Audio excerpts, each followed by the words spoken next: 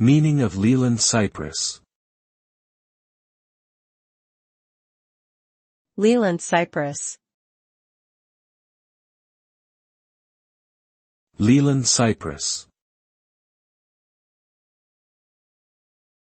Leyland cypress. Leyland cypress. Leyland cypress is a type of coniferous tree that is often grown for ornamental and landscaping purposes. It is a hybrid between two different types of cypress trees, the Monterey cypress and the Nootka cypress, and was first cultivated in the Leyland estate in Wales in the 1800s.